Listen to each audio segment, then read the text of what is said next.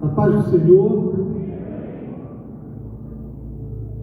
Satisfação é grande de estar aqui. É uma satisfação enorme, porque o Wallace, o pastor Wallace e eu somos amigos há muito tempo. E foi uma satisfação muito grande poder vir aqui com ele. Queria agradecer logo a ele pelo espaço, ao pastor também daqui da nossa igreja, o pastor Anderson, né? Por abrir esse espaço para eu estar aqui com vocês. Vamos fazer uma oração. Vamos fechar nossos olhos. Vamos ficar todos de pé. E vamos falar com o nosso Deus. Maravilhoso Deus, Senhor, desde que cheguei nesse lugar, eu ouvi falar do Teu poder, eu ouvi falar do Teu trono. Os hinos que foram tocados aqui, que foram usados em louvor a Ti, Senhor, falaram do Teu poder que cura, que salva e que resgata o ser humano. Oh Deus, eu te peço, fica conosco esta noite, guia-nos na Tua palavra, para que possamos aprender cada vez mais dos Teus segredos e daquilo que Tu tens colocado na Tua palavra para os tempos que ainda estão vindo à nossa frente. Fica conosco, dá-nos a unção do Teu Espírito, para que possamos sair daqui melhores servos Teus, colunas do Teu Evangelho na pregação aqui neste lugar, e que a Tua palavra seja levada a muitas pessoas que estão lá fora, vivendo uma vida dissoluta, vivendo uma vida sem comunhão contigo, e que essa igreja, este lugar, esses líderes, esses oficiais da Tua palavra que estão aqui, possam ser instrumento da Tua seara e que possam salvar muitas vidas ainda. Fica conosco esta noite, Senhor, e guia-nos na Tua palavra, em nome do Teu Filho amado Jesus. Amém, Senhor. Irmãos, antes de mais nada, eu vou me apresentar um pouquinho para vocês. Podem sentar. Eu sou Rômulo Gadelha, eu sou bancário de profissão. Desde 2018 que algo tem me mexido comigo. Um certo dia eu fui chamado para fazer uma pregação na igreja onde eu frequento, e o tema que me desafiaram a pregar foi exatamente sobre o Apocalipse. Irmãos, eu confesso a vocês, eu não sabia nada, eu não entendia nada. Aquilo ali parecia tudo escrito em grego e sei lá, em uma língua que eu nunca entendia. E eu tive que me colocar humildemente aos pés do Senhor, pedindo que Ele me orientasse, que eu pudesse falar algo que ajudasse a edificar a minha igreja, e que os meus irmãos pudessem, a partir daquela pregação, pudessem sentir a presença do Espírito Santo na vida deles. E esse desafio, irmãos, foi o maior desafio da minha vida. O maior desafio, eu garanto para vocês, foi fazer essa pregação. E esse livro que vocês estão vendo aqui, ele surge exatamente dessa pregação que eu fui desafiado a fazer. E hoje eu vim trazer para vocês aqui um estudo breve de alguns trechos do livro, até porque nós não teríamos condições de fazer uma explanação maior, né, sobre o livro. Por quê? Porque todos nós sabemos da dificuldade que é o Apocalipse de ser compreendido, correto? Quem daqui tem dificuldade em ler o Apocalipse e ter uma compreensão clara de tudo aquilo que está colocado lá? Quem tem dificuldade? 99,999999%, né? O único que não tem é o Espírito Santo, né? Todos nós aqui temos essa dificuldade.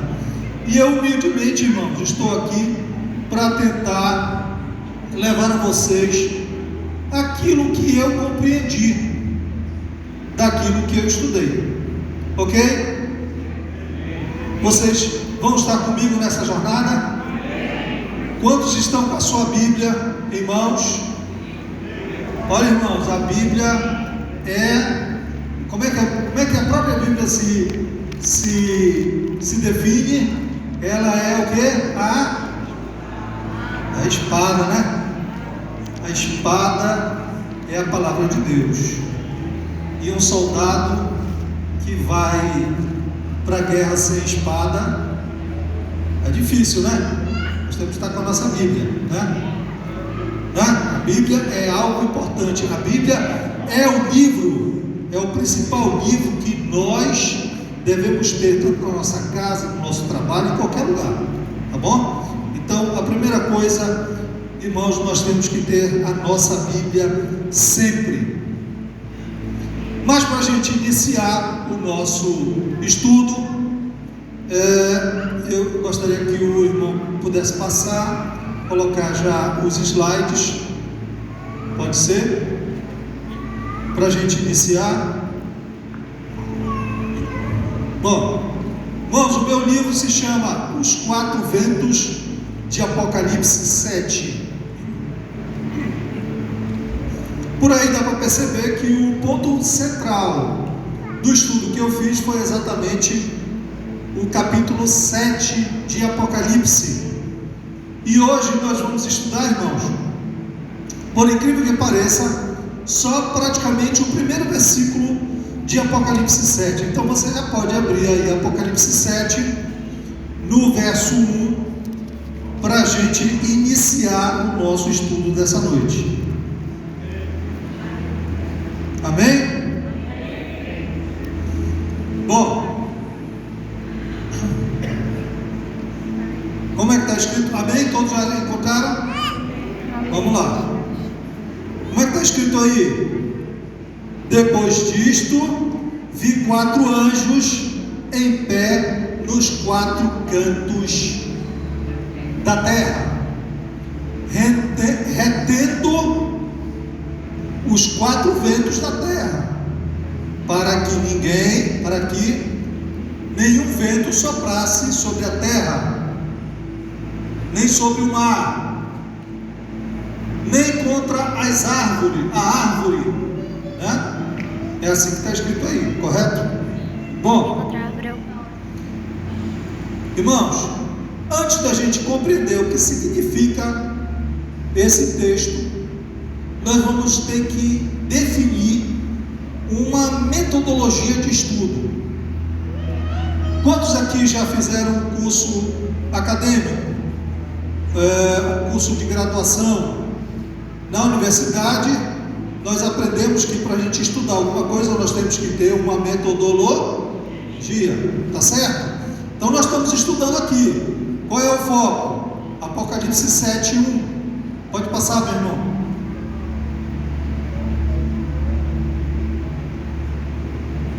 Irmão Eduardo.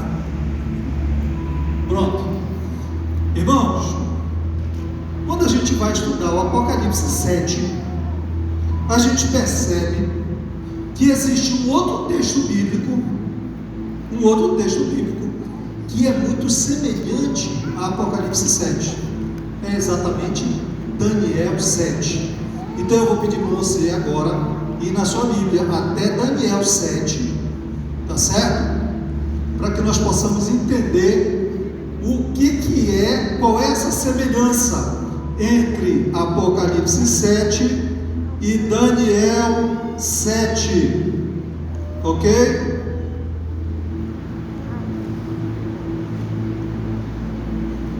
Nós vamos exatamente no versículo 2 de Daniel 7, Por favor, meu irmão, abra sua Bíblia em Daniel 7, verso 2. Amém? Amém. Lá diz assim: falou Daniel e disse: eu estava olhando durante a minha visão da noite, e eis que os 4 ventos do céu agitavam o mar grande. Qual é a semelhança, irmãos, que eu tenho lá de Daniel 7 e Apocalipse 7? 4 ventos. Eu pergunto para você: Daniel viu os 4 ventos juntos ou ele viu separados?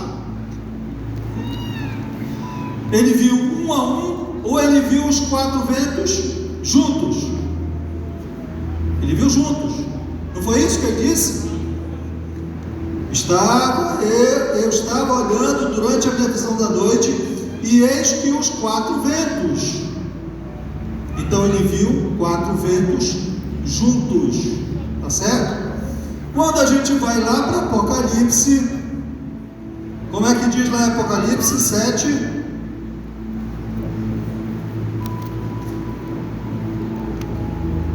Apocalipse 7:1 diz: depois disto vi 4 anjos em pé nos 4 cantos da terra, conservando seguros os 4 ventos. Ora, eu tenho 4 ventos juntos em Apocalipse 7 também. Então eu tenho aqui uma correspondência, né? Os 4 ventos de Apocalipse 7, tá? São vistos juntos igualmente a os 4 ventos de Daniel 7. Bom, vamos avançar, irmão. Vamos avançar. Agora nós vamos entender a nossa metodologia. Pode avançar. Bom, no meu livro, aqui na página 13 desse livro, um dos itens da metodologia é a disciplina e a metodologia juntos. O que eu estou querendo dizer com isso? Eu estou querendo dizer com você que, assim como lá na academia, lá na universidade ou qualquer outro lugar, a partir do momento que você define uma metodologia, você tem que ser disciplinado nela. Você não pode sair da metodologia. Você tem que continuar naquela linha metodológica, porque se você escorregar para um lado ou para o outro, você pode cometer um erro. Então, na página 13 do meu livro, eu explico sobre a disciplina na metodologia. Pode avançar, meu irmão. Bom, esse é um ponto fundamental. Quando você está estudando a Bíblia, você tem que ter humildade. Muitas pessoas, irmãos, pessoas renomadas, pessoas estudiosas, muitas vezes acham que quando ele vai estudar a Bíblia, ele vai estudar para confirmar aquilo que ele já sabe. E na Bíblia não é assim. Na Bíblia eu tenho que ter humildade para reconhecer que eu não sei nada. É Deus que vai me mostrar aquilo que eu não sei. Amém? Irmãos, sem humildade não tem como compreender a palavra de Deus, seja no Apocalipse, seja Daniel, seja Ezequiel, seja qualquer livro da Bíblia. Se nós não tivermos humildade, nós não vamos compreender nada.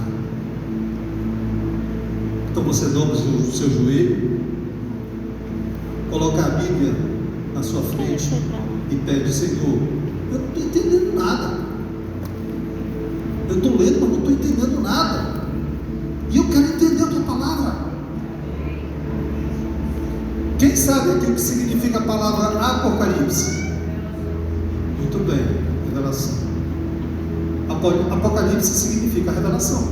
Ora, se Deus nos deu uma revelação, nós temos que compreender essa revelação, senão não adianta nada.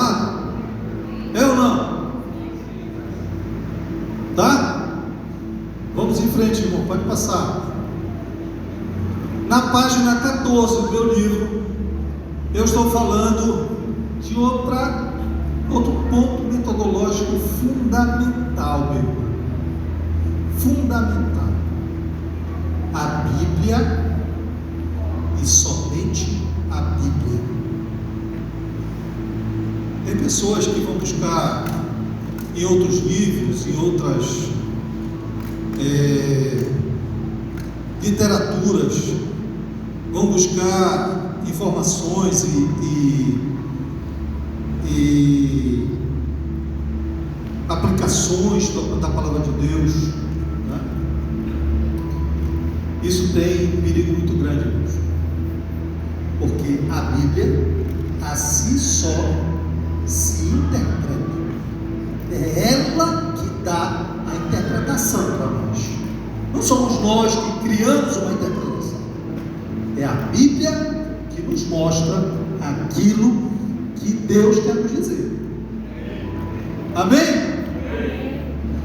Então, irmãos, lá em Mateus 4, versículo 4 diz: não só de pão viverá o homem, mas o que?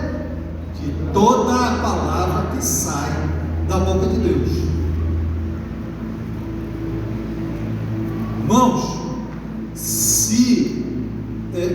veja, Jesus está falando para a gente o seguinte: olha, é a palavra de Deus que é boa para nós.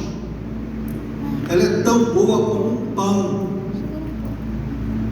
que é dado por Deus. Então nós temos que, na hora de entender a palavra de Deus, nós temos que comer do pão da palavra de Deus. Amém? Pode passar, meu irmão. Na página 19, nós entramos num ponto bem delicado. Quem já ouviu aí alguma vez uma pergunta assim: mas isso que está é literal ou é simbólico? Quem já ouviu isso alguma vez? Quem já se fez essa pergunta alguma vez? Isso aqui é literal ou é simbólico? Quando a gente vai para o Apocalipse, a gente lê sobre besta, sobre dragão, o que mais que tem lá de símbolo? Sobre várias coisas, não é? Aí a gente fica perguntando: isso aqui é literal ou é simbólico?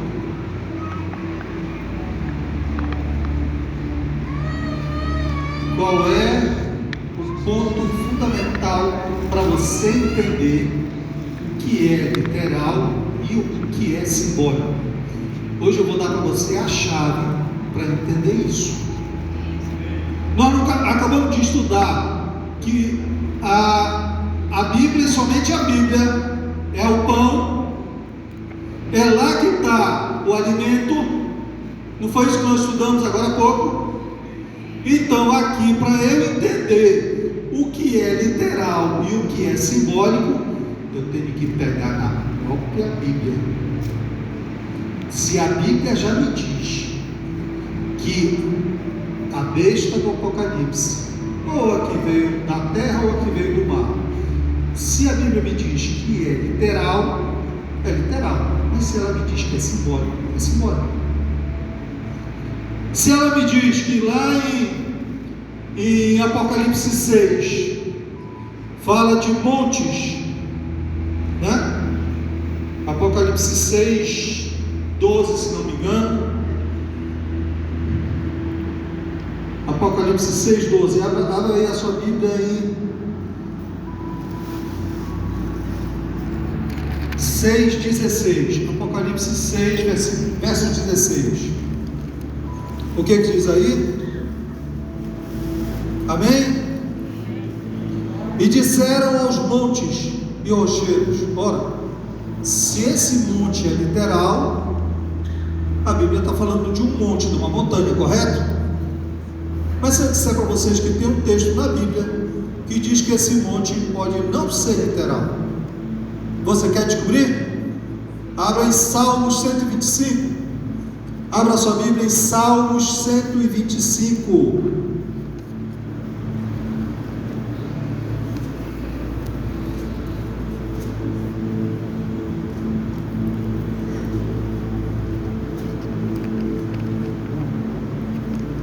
Salmos 125, verso 2. Ok? Amém? O que é que diz lá?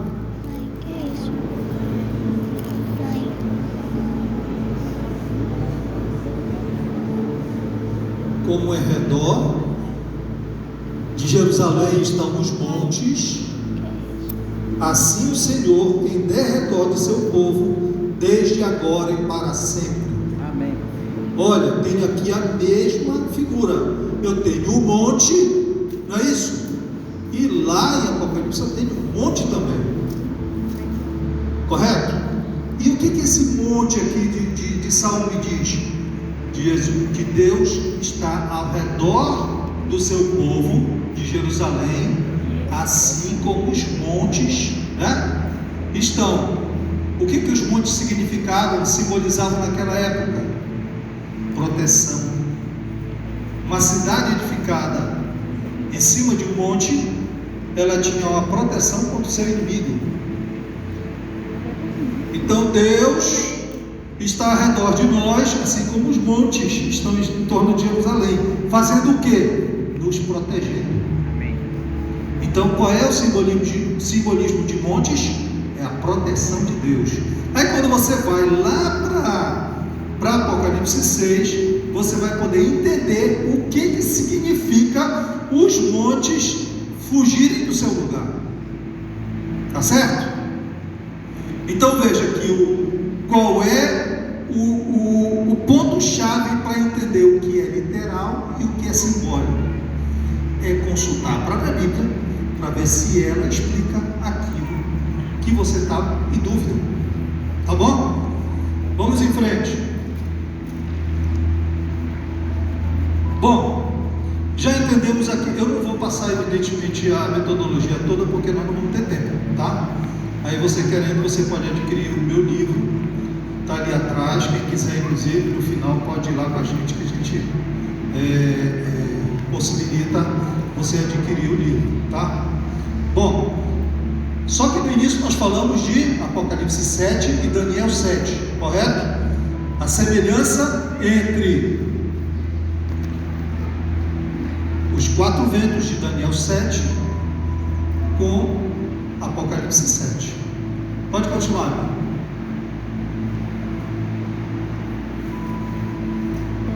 Apocalipse 7 diz: depois disto vi 4 anjos em pé nos 4 cantos da terra, conservando seguros os 4 ventos. Tá? Pode avançar. E Daniel 7 diz: falou Daniel e disse: eu estava olhando durante a minha visão da noite, e eis que os 4 ventos do céu agitavam o mar grande. Pode passar, meu irmão.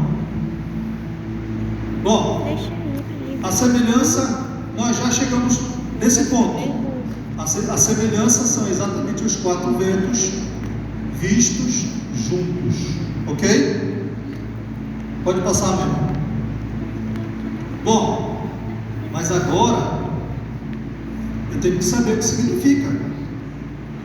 Porque eu sei que eu estou vendo 4 ventos aqui e 4 ventos ali, juntos. Mas o que significa ventos? Alguém sabe o que significa ventos na palavra de Deus? Alguém aqui sabe? Guerras. Abra a sua Bíblia em Jeremias 51, verso 1. Jeremias 51, verso 1.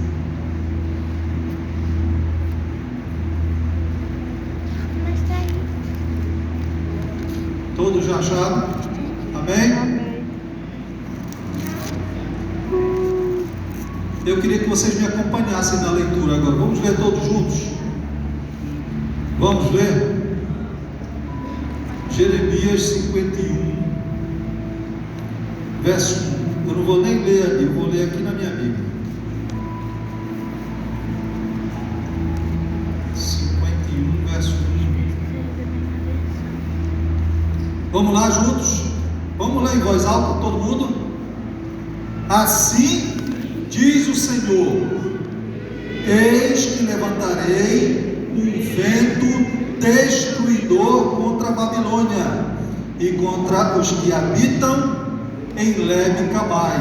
Em outras versões diz assim: e contra os que habitam, os que moram contra mim, né? Tem uma diferençazinha na interpretação, na versão. Bom, mas o importante é que aqui fala de vento também, não é? Deus vai levantar um vento. Pode passar, meu irmão. Bom, o que aconteceu com Babilônia? Quem sabe me dizer? A cidade lá, a cidade que existia, Babilônia, o que aconteceu? Alguém sabe me dizer? Babilônia foi invadida por um reino vizinho, né? E adversário, na verdade, dois reinos, os medos e os persas. Babilônia foi invadida e foi destruída. E o que é que dizia lá no texto? Vou levantar um vento destruidor. Não é isso? E Babilônia foi completamente destruída. O que eu estou querendo dizer com isso? Que vento, na palavra de Deus, quando é colocado como uma metáfora, ele significa uma guerra. Mas não é qualquer guerra. Não é qualquer guerra, tá? É uma guerra tão poderosa, tão importante, tão avassaladora, que ela é capaz de mudar uma condição geopolítica mundial. Babilônia, naquela época, ela era o centro do mundo. Era como se fosse os Estados Unidos de hoje, tá? Todas as nações, elas eram elas tributavam a Babilônia, ou seja, elas pagavam tributo para a Babilônia, tá? Então Babilônia era o centro do mundo, e a partir desse vento destruidor, dessa guerra, Babilônia cai completamente. E agora surge outro poder, outro império mundial, que eram exatamente os medos e os persas, duas nações que se juntaram para invadir Babilônia e destruir Babilônia. Bom, como é que eu vou entender agora o que isso tudo significa? Então agora eu vou formular o meu texto interpretativo. Por quê? Porque eu já sei que ventos significam guerras. Eu já sei que Daniel 7 fala de 4 ventos. Eu já sei que Apocalipse fala também de 4 ventos. Então agora eu tenho que entender o que está acontecendo lá para o Apocalipse. E aqui eu coloquei aqui um texto interpretativo para a gente entender. Bom, assim como em Daniel 7, os 4 ventos de guerra foram vistos juntos em Apocalipse 7. Então, o que aconteceu em Daniel naquela época, deduzimos que acontecerá em Apocalipse 7. Tá bom? Por quê? Porque aqui eu tenho uma semelhança, eu tenho os mesmos elementos. Então, se lá em Daniel, se a gente continuar lendo, pode passar, meu irmão, pode passar. Lá em Daniel 7, tá? Daniel 7, nós tínhamos 4 guerras, correto? 4 guerras. Quais foram as guerras? Aí, na sequência do texto de Daniel 7, surgem 4 animais, correto? Vocês querem ler? Vamos lá para Daniel. Daniel 7.